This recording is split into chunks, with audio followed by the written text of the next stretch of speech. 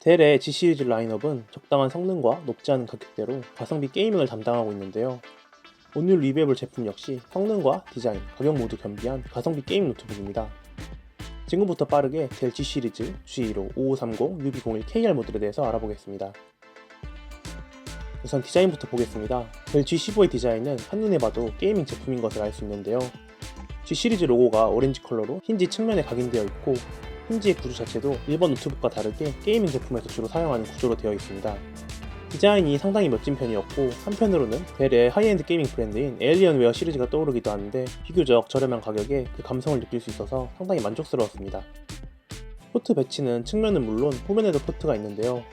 후면에는 USB 3.2 Gen2 및 디스플레이 출력을 지원하는 C타입 포트, HDMI 2.1 포트, USB 3.2 Gen을 지원하는 A타입 포트, 전원 포트가 있고 좌측면에는 RJ45 이더넷 포트, 헤드폰 포트, 마지막으로 우측에는 두 개의 USB 3.2 Gen1을 지원하는 A타입 포트가 있습니다. 디스플레이는 15인치 16:9 비율의 FHD 해상도의 디스플레이를 탑재했습니다. 주사율은 120Hz로 게임 제품답게 일반 노트북보다 높은 편이지만 최대 밝기 250니트, 색 재현율은 NTSC 45% 정도로 아쉬운 부분이 좀 있는데요. 이 제품에서 조금 아쉬운 부분이 바로 이 디스플레이 스펙이었습니다. 키보드 구성은 풀사이즈 텐키베어의 키보드를 탑재했는데요. 키보드 위치가 일반 노트북들과 다르게 조금 아래쪽으로 내려가 있는 편인데 주로 열이 발생하는 부분 아래로 키보드가 있어서 게임을 하면서 발열이 덜 거슬린다는 장점이 있었습니다. 다음으로는 빠르게 이 제품의 스펙에 대해서 알아보겠습니다.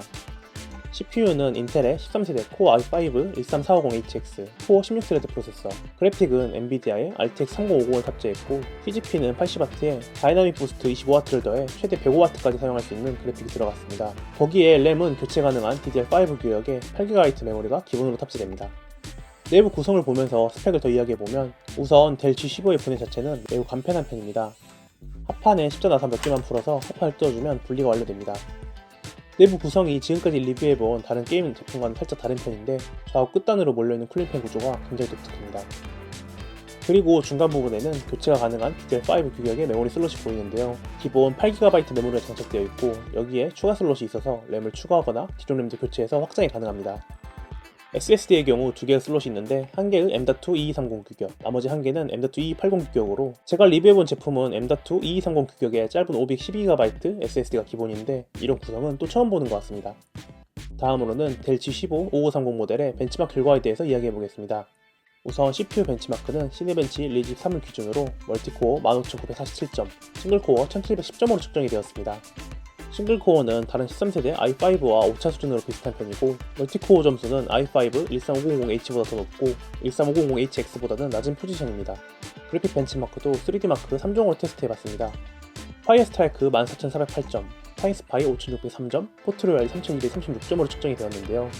낮은 TGP를 가진 65W급 제품보다는 그만큼 더 높은 점수를 보여줬고 신형 RTX 4050보다는 낮은 점수를 보여줬습니다. 벤치마크에 이어서 발열과 소음 체크도 해봤습니다. 우선 발열은 대기 상태에서는 상판과 하판의 상단 부분이 조금 따끈한 느낌이 있었고 풀로드 상태에서도 마찬가지로 그 부분이 다른 부분에 비해서 조금 더 발열이 있는 편이었습니다. 다행히 이 제품은 구조상 게임을 하면서 손이 닿는 부분이 조금 더 아래에 있다 보니 크게 불편하다는 느낌이 없었습니다. 팬 소음의 경우 대기 상태에서는 팬이 거의 돌지 않기 때문에 16dB 정도로 주변 소음만 섞여서 측정이 되었고 풀로드 상태에서는 평균 48dB 정도로 게임 노트북 치고는 조용한 편이었습니다. 다음으로는 게임 노트북에서 가장 중요한 게이밍 성능 테스트입니다. 먼저 오버워치2 플레이 테스트입니다. FHD 최저 옵션에서는 평균 300프레임, 하위 1%는 180프레임 정도를 보여줬고 최고 옵션에서는 평균 100프레임, 하위 1% 60프레임대를 보여줬는데요.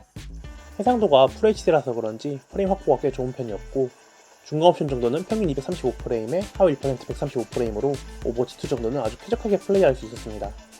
다음으로는 배틀그라운드 테스트입니다. 배그는 FHD 해상도 렌더링 스케일 100% 기준으로 테스트를 진행했습니다. 우선 최저 옵션에서는 평균 160프레임, 하위 2%는 80프레임을 보여줬고 최고 옵션에서는 평균 80프레임, 하위 2%는 60프레임 정도를 보여줬습니다. 올 울트라 옵션으로 가면 확실히 상위 그래픽보다 프레임 확보가 조금 덜 되는 편이었는데요. 3 울트라 옵션인 국민 옵션에서는 평균 145프레임, 하위 1% 65프레임 정도가 나왔는데 이 정도면 배그를 즐기기에도 전혀 무리가 없는 괜찮은 성능으로 보입니다. 마지막으로 사이버펑크 2077 벤치마크와 게임 플레이 테스트입니다. 우선 벤치마크 결과는 FHD 해상도 기준으로 레이트레이싱과 DLSS 유무에 따라 다음과 같습니다. 해상도 자체가 FHD급으로 비교적 낮다 보니 나름대로 벤치마크 수치는 나쁘지 않은 결과를 보여줬는데요. 물론 높은 옵션에서 레이트레이싱 기능까지 활용하려면 당연히 부족한 성능이긴 하지만 어느정도 옵션 타협을 하면 꽤 플레이할 만한 성능이 나옵니다. 인게임 플레이 기준 FHD 해상도에서 레이트레이싱, DLSS를 켜면 평균 35프레임, 하위 1%는 30프레임 정도로 일단 플레이는 가능합니다. 조금 더 쾌적하게 플레이하려면 레이트레이싱을 끈 일반 중간 옵션 기준으로 평균 75프레임, 하위 1% 40프레임 정도가 나와서 사이버펑크 2077은 옵션 타협이 좀 필요해 보입니다. 전체적인 게이밍 경험은 확실히 엔트리급 그래픽이 들어가 있다 보니 아쉬운 부분이 좀 있긴 했는데요. 그래도 해상도가 FHD라서 그런지 의외로 나쁘지 않은 게이밍 성능을 보여줘서 기대보다는 좋았습니다. 일단 제품 자체가 가성비 위주의 세팅이다 보니 그만큼 아쉬운 부분도 좀 보이고 의외로 괜찮은 부분들도 있는 편이었습니다. 무게는 2.8kg 정도로 휴대는 힘든 무게라서 주로 데스크 위에서 고정해두고 사용하는 용도로 적합해 보입니다. 그래서 그런지 선 정리에 편한 후면 포트 구조로 이 부분은 나름 장점이 될 수 있었습니다.